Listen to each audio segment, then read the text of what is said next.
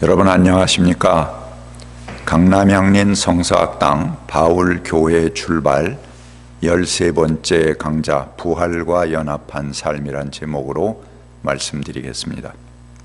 먼저 그리스도를 덧입는다라는 표현에 대해서 살펴보겠습니다. 우리 인간이 공기 속에서 살아가듯이 크리스찬은 그리스도 안에서 살아갑니다. 우리 지난 시간에 엔 그리스도의 신학에 대해서 같이 공부를 했습니다. 그리스도인이 그리스도 안에서 엔 그리스도 안에서 새롭게 되는 과정을 바울은 그리스도를 덧입는다 그렇게 표현했습니다. 이것이 무슨 말일까요? 두루마기를 사람이 착 입으면은 그 사람의 모든 것이 가려집니다. 일시에 그 두루마기 전에 입었던 것들은 전부 덮어지고 새로운 옷으로 변화됩니다.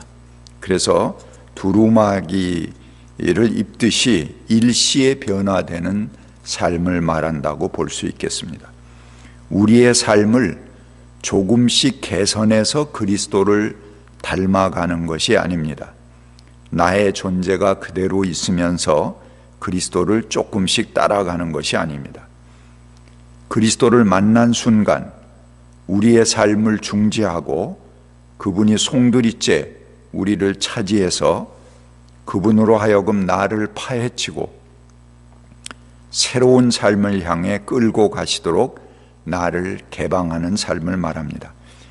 이것은 나를 전적으로 그리스도에게 내어 맡기는 것을 말하며 말 그대로 그리스도께 우리가 사로잡히게 되는 것을 말합니다. 제가 성경 말씀 몇 구절을 읽어드리겠습니다. 로마서 13장 14절입니다. 주 예수 그리스도로 옷을 입으십시오. 정욕을 채우려고 육신의 일을 꾀하지 마십시오. 갈라디아서 3장 27절입니다.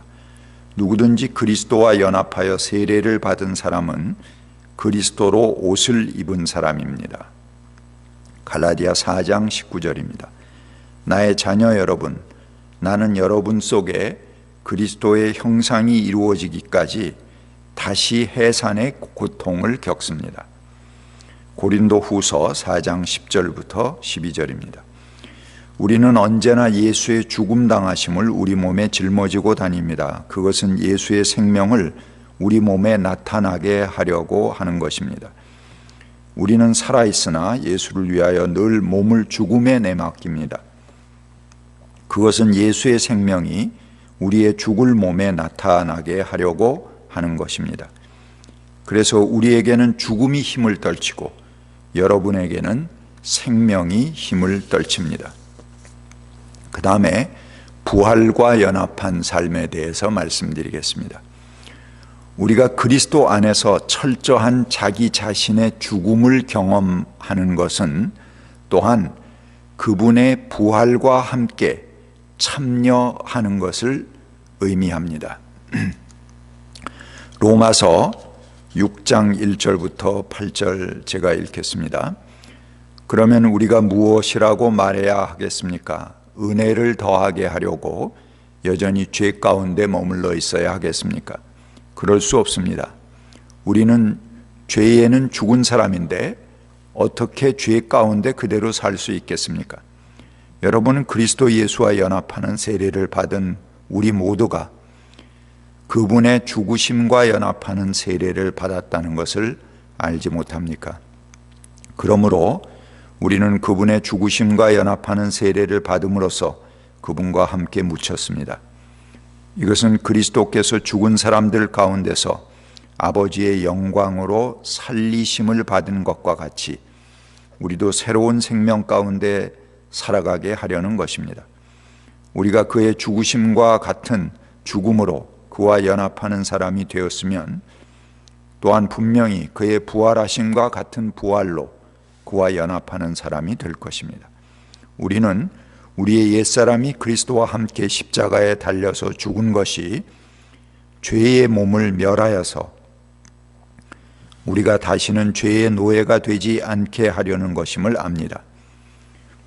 죽은 사람은 이미 죄의 세력에서 해방되었습니다. 우리가 그리스도와 함께 죽었으면 그와 함께 우리도 또한 살아날 것임을 믿습니다.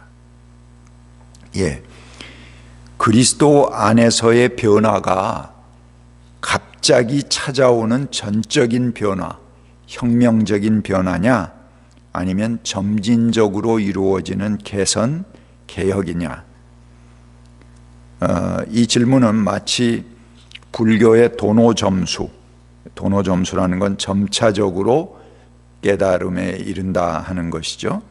또 도노돈수, 이것은 일순간 해탈한다는 것입니다. 일순간의 깨달음을 에 이른다 하는 그런 논쟁과 같다고 하겠습니다.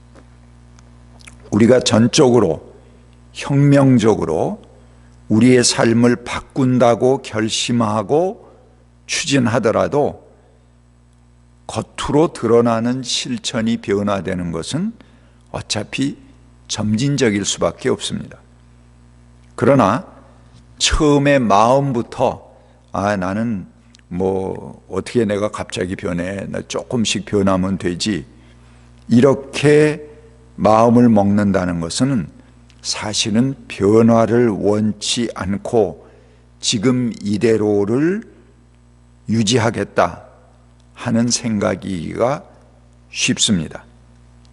방향의 전환을 주저하고 싫어하기 때문에 그렇습니다. 그리스도 안에서의 삶을 통해서 우리는 그리스도의 뜻을 따르는 많은 형제 자매들을 만나게 됩니다. 우리는 그들과 한 몸의 구조를 이루게 됩니다.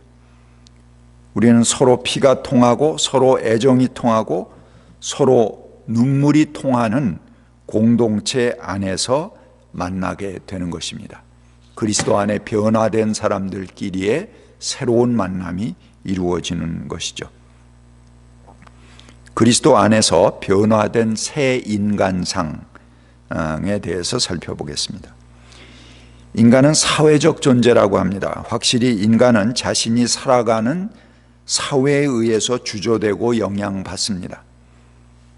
그렇다고 해서 사회가 변하지 않는 이상 인간의 변화가 없다, 이렇게 이야기한다면 그야말로 언제 이 사회가 변하겠습니까? 그래서 완전히 사회가 변해서 새 인간이 되겠다, 이렇게 선후관계를 딱 확정해 놓으면 그야말로 인간의 변화는 이루어지기 어렵습니다.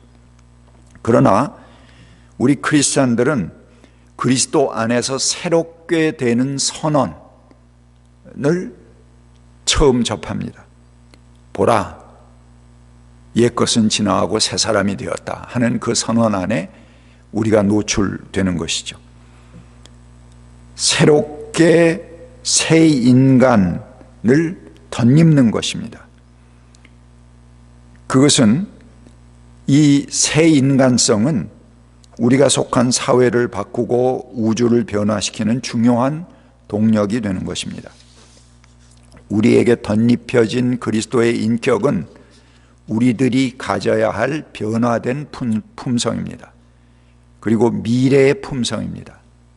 동시에 그것은 오늘 우리가 덧입도록 도전받는다는 의미에서 현재에 요청받고 있는 품성이기도 합니다.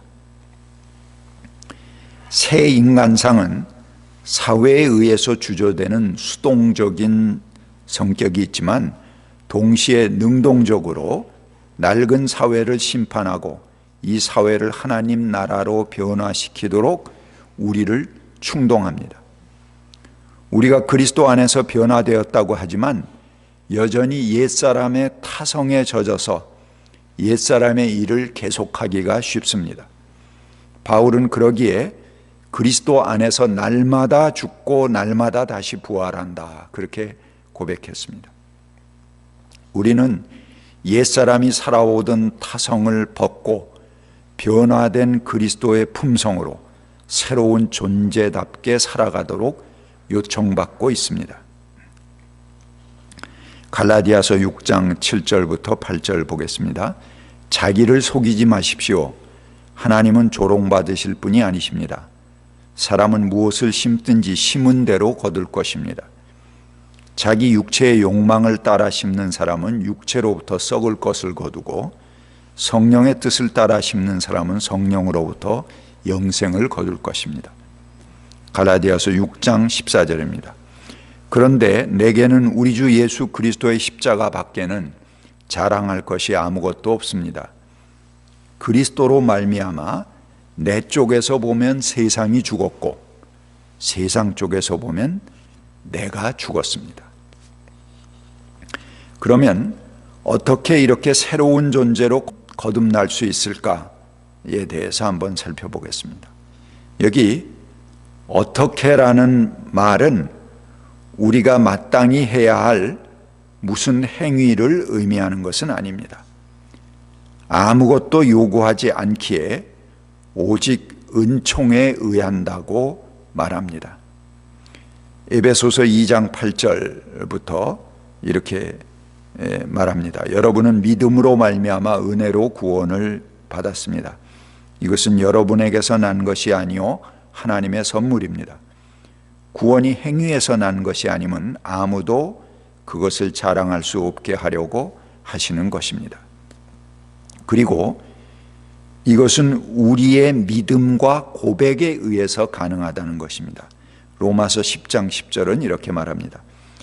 사람은 마음으로 믿어 의에 이르고 입으로 고백해서 구원에 이릅니다.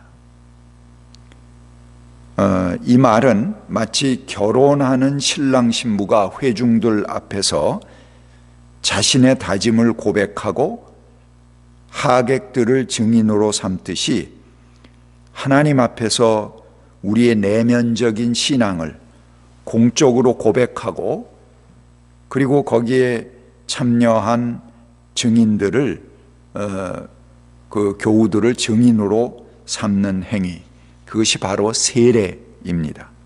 결혼식과 같은 것이죠. 그리스도와 연합하는 의식입니다. 그래서 내가 마음으로 믿었다고 하더라도 이런 입으로 고백하는 의식을 통해서 확증받고 하나의 공적인 관계의 그리스도인으로 태어나는 절차를 말합니다. 또한 세례를 받은 사람들이 성찬에 참여함으로 그리스도와 한 몸임을 확인합니다. 동시에 성찬에 참여하는 모든 사람이 서로 한 몸, 한 피를 나눈 존재임을 확인함으로써 그리스도의 몸에 참여하는 지체가 되는 것입니다. 오늘 여기까지 하겠습니다. 감사합니다.